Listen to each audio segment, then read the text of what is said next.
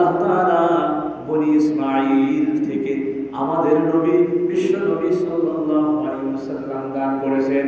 ইসমাঈল আলাইহিস সালাতু ওয়াস সালাম, নবী ইব্রাহিম আলাইহিস সালাতু ওয়াস সালাম বাবা পুত্র দুইজনে মিলেই কাবা গৃহ নির্মাণ করলেন, মুসলমানদের ইবাদত গৃহ নির্মাণ করলেন। কারণ ইতিপূর্বে কয়েকবার কাবা গৃহ ধ্বংস হয়ে গেছে, কাবা গৃহের কোনো চিহ্ন দুনিয়ার জমিনে অবশিষ্ট ছিল না। কিন্তু আল্লাহর হুকুমে ইব্রাহিম ইসমাঈল আলাইহিস সালাতু ওয়াস সালাম মিলে আবার নতুন করে কাবা গৃহ নির্মাণ করলেন। কাবার দৈর্ঘ্য ছিল 31 হাত, আর প্রস্থ ছিল 22 হাত, আর উচ্চতা ছিল 9 হাত, আর ভিত্তি ছিল সমতল। সুবহানাল্লাহ। এইভাবে বাবা পুত্র দুইজন মিলে কাবা গৃহ তৈরি করলেন।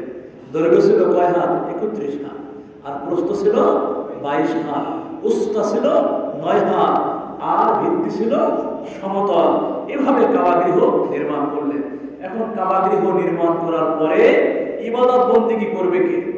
আল্লাহ তাআলা বললেন, ওয়াআযিন ফিন-নাসি বিল-হাজ্জি ইয়াতুকা রিজালা ওয়া আলা কুল্লি দামিরি ইয়াতিনা মিন কুল্লি ফাজ্জিন আমিক।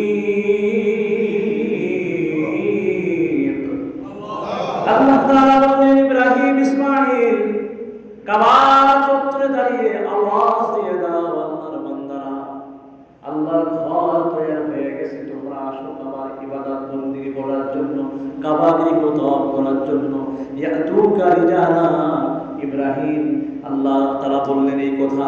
ইব্রাহিম ইসমাঈল বললেন, রব্বুল আলামিন আমরা তো আওয়াজ দিয়ে দেব, কিন্তু পৃথিবীর প্রান্তে প্রান্তে এই আওয়াজ কে পৌঁছে দিবে?